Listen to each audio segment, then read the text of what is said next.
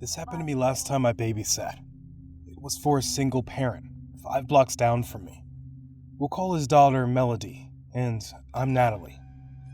I'm changing all the names in this for a reason, including my own. Don't ask why. Just beware. You could hear the jingle probably a mile away. Melody sprang up from the couch and started to sing aloud. Do you like them green? Do you like them blue? Do you like them raspberry and chocolate too? If flavor is what you craver, and you really want to savor, then don't get in a pickle and buy from Mr. Sickle. It was repetitively bursting every eardrum on the street as it belted out its loud, obnoxious noise from a clown nose atop a mishmash truck. I can only describe it that way because of how peculiar it looked. It had a painted rainbow of different colors, ranging from brown to turquoise, to dry cherry and bland yellow. Whoever had done the job simply wanted to slap on something and be done with it. There were only the nose to be seen on the roof.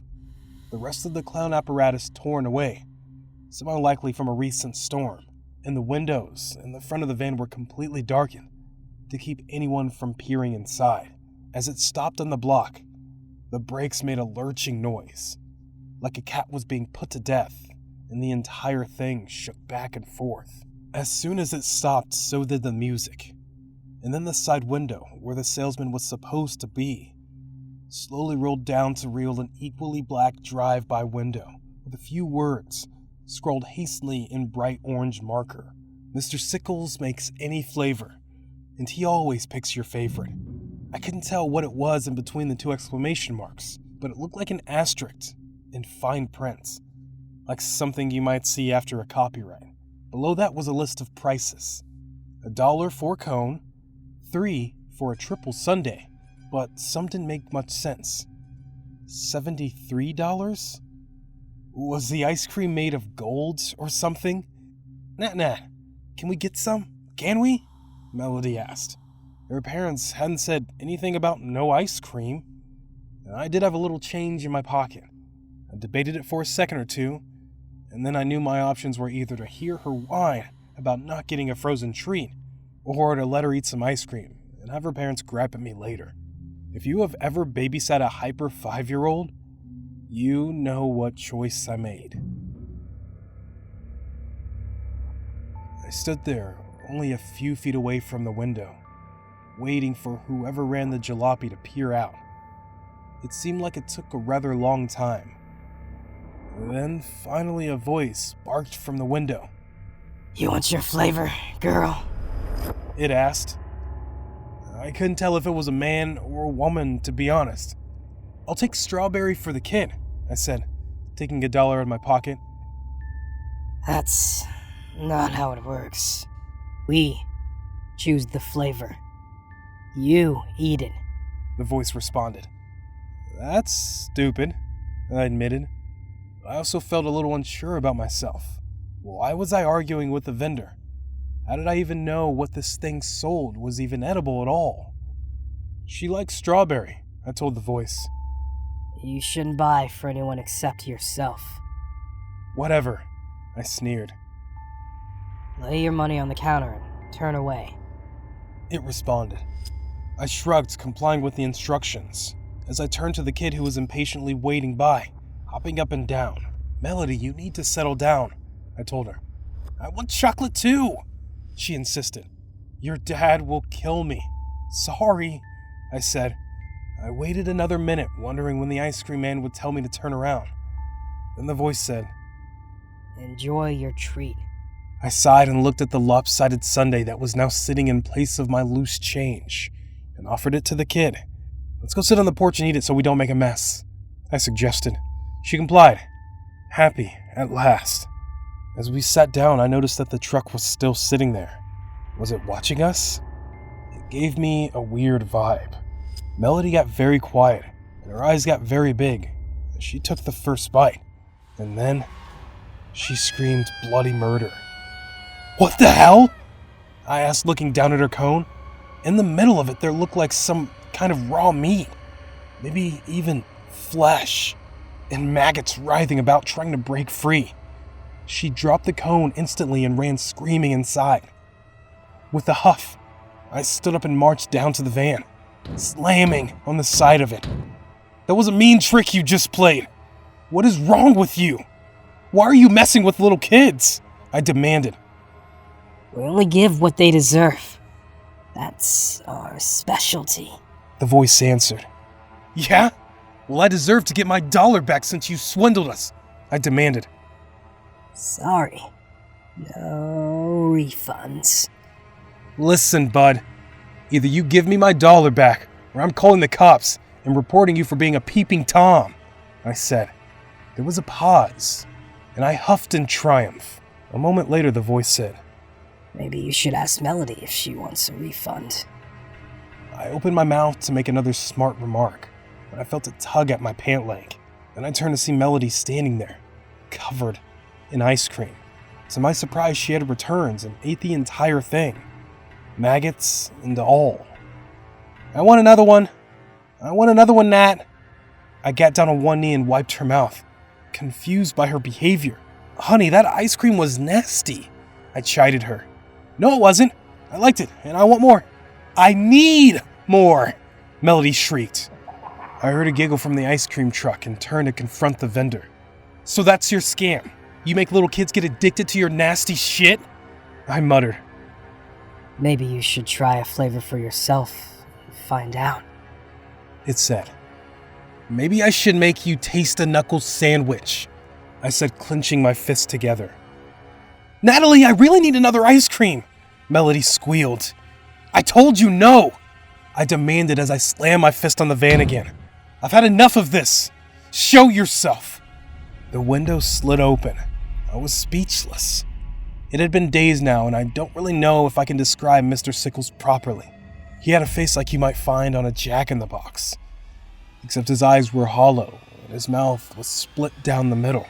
He wore the traditional vendor uniform and hat, but perhaps most striking of all were his hands. They were literally shaped to be blades like sickles, but made of flesh and bone. I found my knees wobbling as the strange humanoid extended its accordion-like neck toward me, its expressionless face never wavering as it started up the jingle again, and this time stretched its neck to place its head on the top of the ice cream truck. Then, it detached from the folding neck, turning 360 degrees, and encouraging other children to come out and try a frozen treat.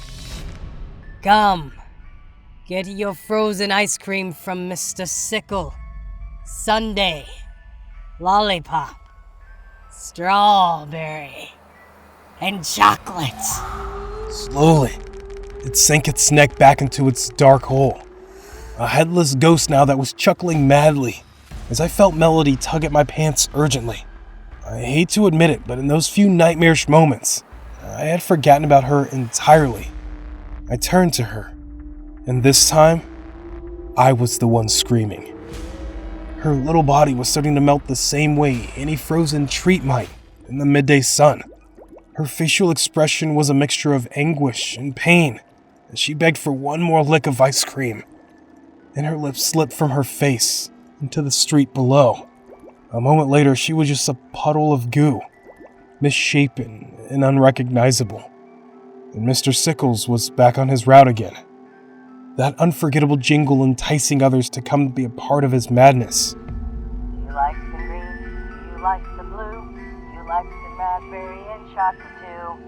The flavor is what you craver, and you really want to savor.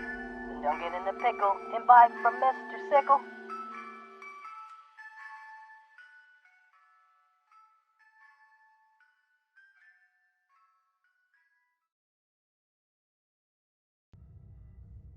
Last summer was a bit crazier than usual, wasn't it? COVID ruined a lot of plans for me and my friends. We were going to take a trip, go to Six Flags, go camping, go anywhere really. But the lockdown took it all away. It almost felt like summer was going to be a bummer. You know what I'm saying? I truthfully thought most of those days were going to be spent stuck inside a house, like a prisoner. I was searching for any excuse to get out, and boy, did I find it. When I heard the most peculiar little jingle, I knew immediately what it was, even though I hadn't heard a similar tune in ages. An ice cream truck. Call me a child if you want, but I dropped my game controller immediately and ran to go buy some ice cream treats. The truck looked old. If it was my grandfather talking, he would say it resembled a jalopy, in need of all kinds of repairs, especially the audio system. It was just obnoxious noise now that I was close enough to hear anything.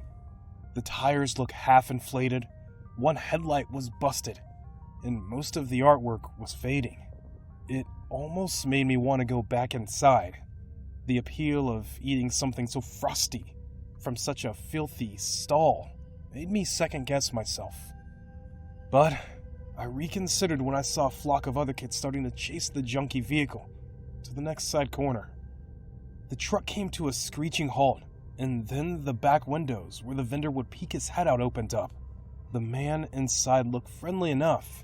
He wore the traditional striped uniform that looked a bit faded and torn, but he also had a smile on his face, and that seemed to be enough to sell his treats. Already, a dozen kids were flocking around, trying to make requests, as I heard him tell them to settle down. "You'll all get a chance to buy. Just form a line, please," he insisted. I couldn't help but admire his business gusto. Here we were, the middle of a freaking pandemic, and this 60-year-old grandpa was selling ice cream. It was admirable, but also a bit nutty, and I think if it wasn't for his warm nature, this gimmick wouldn't have worked. As the children happily got out their change, I decided to get to the back of the line, feeling a bit strange that I was the only adult in sight to ask for a treat. Was I being awkward coming out here for ice cream? I didn't want any of the neighbors to get the wrong idea. But besides the street corner where the vendor was parked, most of the area seemed deserted. I was being paranoid for no reason anyway. It was just ice cream. Gradually, the line got shorter, and it was my turn to get whatever I wanted.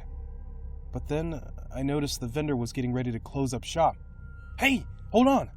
I have money!" I shouted as I pulled out a $5 bill.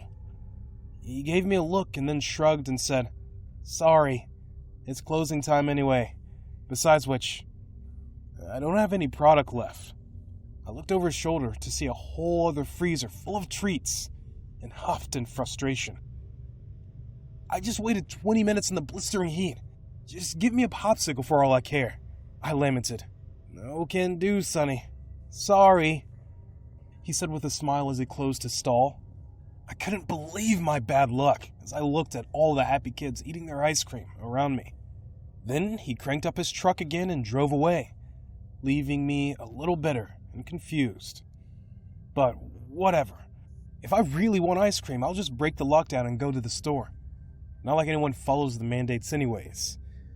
Those were the thoughts running through my tired brain as I got back inside and wasted the rest of my evening on Amazon and Netflix. Somewhere during the evening, I fell asleep right on my couch. I lost track of time.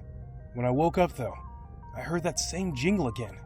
It was so loud I was sure it was going to wake up the whole neighborhood. Then I looked outside and realized it was pitch black. Checking my watch, I realized it was after midnight. What the hell was the ice cream truck doing here so late? It went to that same street corner and turned off the engine, sitting there ominously in the shadows, as the stars above highlighted its contorted features. Then, the music started playing again. This time it didn't sound so cheerful. It was dreary, frightful, but also hypnotic sounding, psychedelic. It puzzled me as to what was happening for a moment, and then across the neighborhood I saw lights began to come on. All of their customers were suddenly waking up. Slowly, kids climbed out of windows, pushed through doors. Some were even in pajamas. As I watched, it looked like they were sleepwalking, moving slowly in one single group to the truck. Were they being mind-controlled? Saying it now, that sounds insane, I know. But this is exactly what it looked like as the group of young children circled the truck. And the music got louder and louder. Then, at last, it all got silent.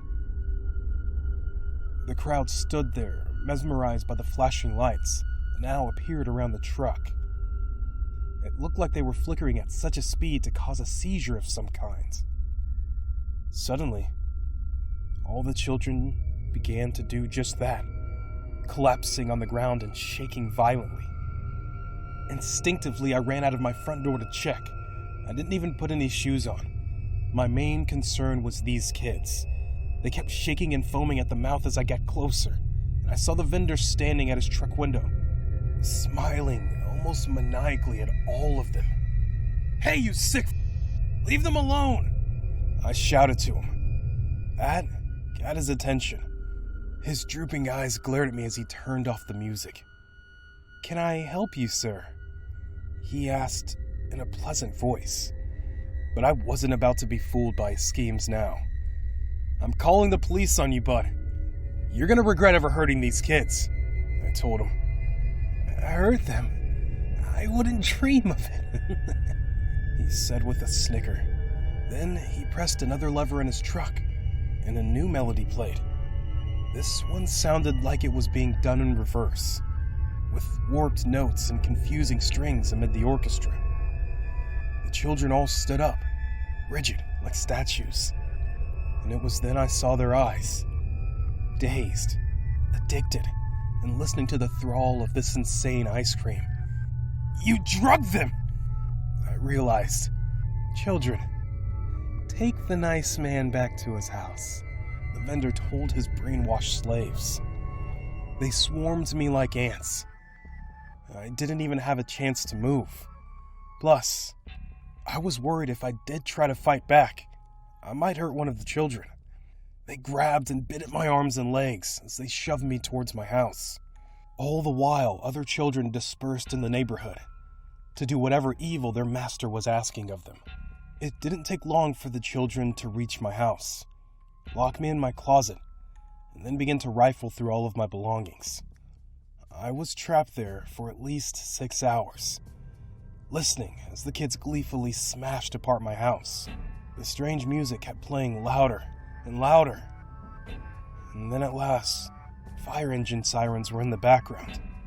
That seemed to be the cue to leave. The ice cream truck jingle came to an end. The noise was replaced by the roar of a fire. My house was about to become an inferno. I shouted and banged on the door, hoping against all odds I would be found. It took them another 5 minutes to save me. But once I was out of my smoke-filled house, I saw that they had their hands full. The entire neighborhood was suffering from the hypnotized arsons. "Everything that I had was stolen!" One person screamed. Others shared similar stories. I too was struggling to breathe as I realized my valuables were likely taken too. The ice cream man had come into our lives, wiped us clean. It was disorienting and frightening to think of. And honestly, it made me never trust a vendor again. Even when the fireman offered me a cool popsicle, I felt a sick churn in my stomach. "The heat isn't so bad," I told them as I waved it away. "I don't think I'll be asking for ice cream anytime soon."